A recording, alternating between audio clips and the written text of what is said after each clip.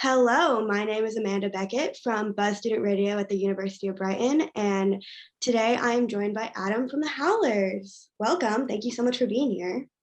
Hi, yeah, thank you for having me. Yeah, I hope you're all well and stuff like that, and I hope Brighton's nice and sunny today. So your new single, Nothing to Lose, can you explain the process of creating the single? Yeah, we over the course of this year, we sort of took ourselves out of circulation live wise. We didn't really perform as much, and I kind of just knuckled down writing. We're really good friends and work quite closely with Black Honey, who are originally from Brighton. So this year, I got into my stride of songwriting, and working with Chris and Tommy, we they pushed me to be a better songwriter. So when it came to writing all these new tracks, Nothing to Lose was one of the first ones, I want to say. But yeah, the song I had wasn't what the song I had originally wasn't what it kind of ended up being. It was we were demoing it, and an advert came on telly with Lenny Kravitz's track as the soundtrack, and that's kind of how it developed. So it was that's where the riff came from. It was kind of inspired by what does Lenny do really well that we could sort of take, and it's that big sort of riff thing. But yeah, it's kind of I write the tracks and then we develop them as a band, and I don't get involved in anything they do, whether it be bass or drums. That's their craft. I don't say, I should go like this or should go like that. It's whatever they feel is right, and we kind of we run with it from there really and develop it that way. Yeah, lovely. Well, it's an amazing single. Congratulations on it. Thank you very much. Yeah, speaking of inspirations, what would you say is the artist you take most of your inspiration from, your biggest inspiration for being a band? We're all very different musically. That's kind of why it ends up sounding like it does. I think I can't really explain it more than imagine a three-way Venn diagram. We all have the music that we listen to outside of the band and we love, and it's Gus or Tom, they might not dig that what I do, and I probably won't dig with some of the stuff that they like and stuff. Yeah. But there's this area in the middle where we cross over, and that's kind of where we bring our own influences in, which is why we sound different to most bands out there. It's very popular at the moment to be a post-punk band or an indie band, and most of those people in those bands will listen to the same records and they'll go see the same bands together, and that's great. That's if that's what you dig. But in terms of diversity and making yourself sound unique, all you're doing is carbon copying the bands that you like, really. Right. Whereas we can't do that, because if I was I really want to sound like Charles Bradley, or I really want to sound like I don't know, the old Edwin Starr records, Tom and Gus might go, yeah, but I want to go more Led Zepp, or I want to go more Sabbath, or there's lots of things that come in. But I take a lot from soul records, and that's my jam, and 70s records and things. I'm looking at my vinyl collection to see what what's up there to talk about. But on there on that shelf, right, I've got one record which is French disco from the 70s, and then all the way to people like Curtis Harding, and the Black Angels and stuff like that. So there's lots of diverse influences. But yeah, ultimately the way I write is very much soul orientated, and trying to subconsciously project a story that then I kind of decipher later on, really. But yeah, I can't narrow it down to one person, really. Yeah, no, that's an amazing answer. That is actually so interesting. But what is a song by another artist that you just wish you got there first? You wrote it, you wish it could be yours? Oh, that's such a good question. That's a really hard question, Yeah. That's super hard. I don't know. I can't answer that. There's so many records. Yeah. That you think, oh wow, that's a great track. Yeah, you've stumped me with that one. you know what? I'm a big fan of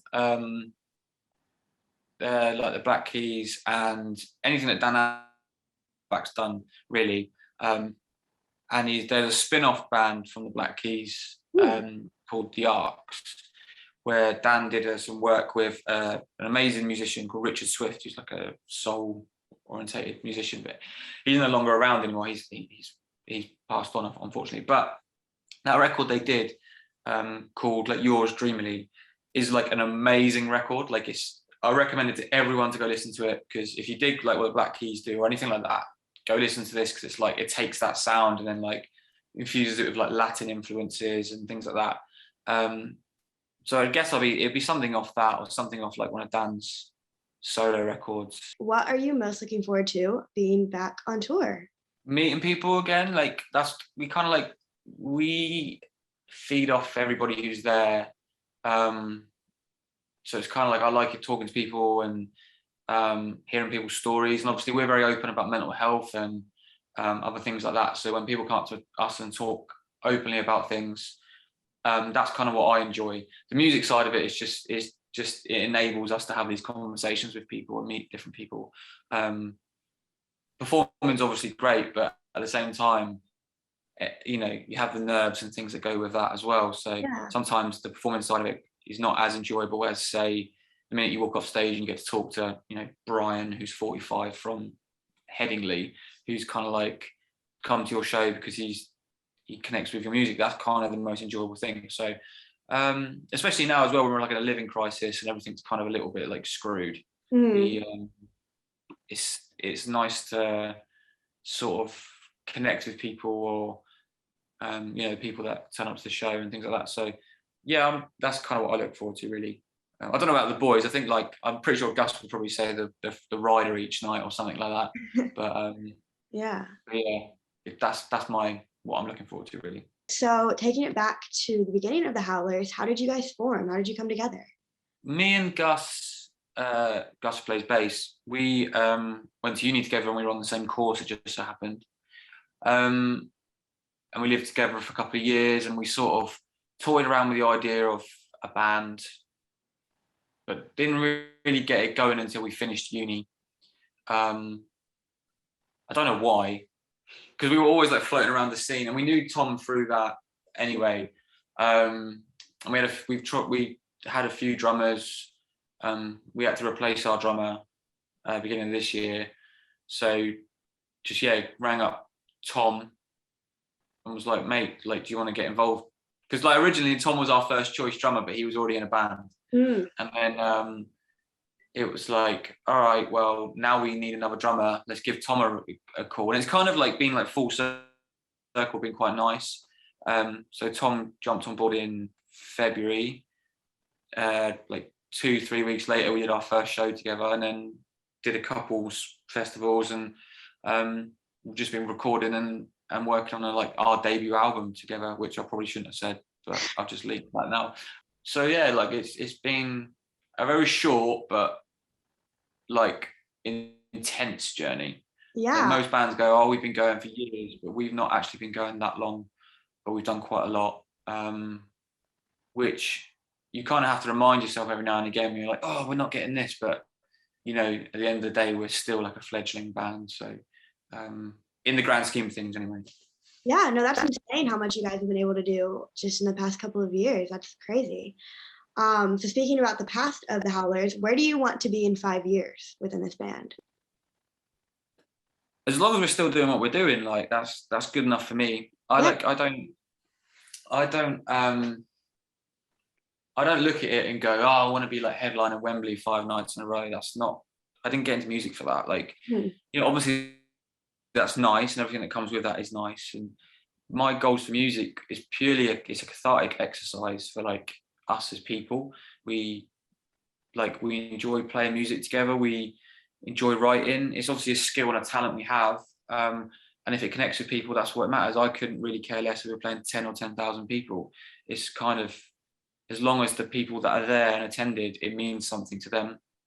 That's what it matters to me. So, I'd be a liar as well if a small part of me wasn't like, oh yeah, bigger venues and things like that. But you know, you can't, all you can do is work hard and try your best. You can't really,